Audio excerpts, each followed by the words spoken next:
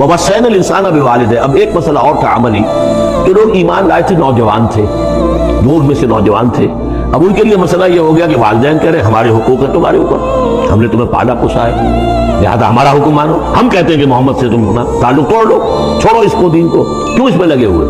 آخر تم ہماری اولاد ہو، ہم نے تمہیں پالا، خاص طور پہ ماں۔ حضرت سعد بن ابی وقاص کی والدہ، والد تو فوت ہو چکے تھے لیکن والدہ جو ہے اس نے بڑے ناز و نام میں پالا تھا۔ اب اس کے بعد اس نے جو ہے مرن برت رکھ لیا اس عورت نے، ماں جو تھی حضرت سعد بن ابی وقاص کی۔ اگر سعد اپنے باپ کے دین میں واپس نہیں آتا تو میں اپنے آپ کو ہلاک کر دوں گی، مر جاؤں گی، نہ کچھ کھاؤں گی نہ پیوں گی۔ اب دیکھیے اس نوجوان سلیم الفطرت نوجوان جو ایمان لایا ہے محمد صلی اللہ علیہ وسلم، بہرحال وہ ایک شریف انسان ہے، نوجوان ہے، ماں کی یہ حالت دیکھ رہا ہے تو کتنے بڑے امتحان سے دوچار ہو۔ تو مسئلہ پیدا ہوا کہ ان معاملات میں کیا کیا جائے۔ ایک والدین کے جو احسانات ہیں وہ اپنی جگہ ہیں، والدین کا کے ساتھ حسن سلوک خود قرآن مجید میں 4 جگہ میں نوٹ کر آیا ہوں۔ اللہ کے حق کے فوراً بعد والدین کا حق ہے۔ تو اب عملی سوال یہ ہے کہ جہاں یہ دونوں حق ٹکرا جائیں، والدین جو ہے شرک کا حکم دے رہے ہیں، والدین دین کے خلاف حکم دے رہے ہیں، تو کیا کریں؟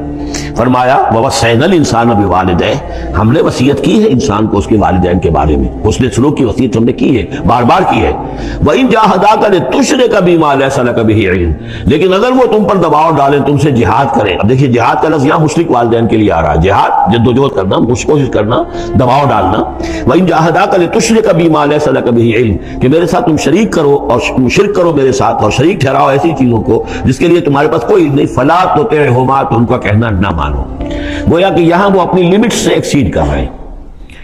اب والدین کے حقوق ہیں لیکن اللہ کے حقوق کے بعد، اللہ کے حقوق سے پہلے نہیں، اللہ کا حق فائق ہے، لہذا اس معاملے میں اللہ کا دین ہے، اللہ کا حکم وہ مقدم رہے گا، والدین کا حکم دوسرے نمبر پر ہوگا۔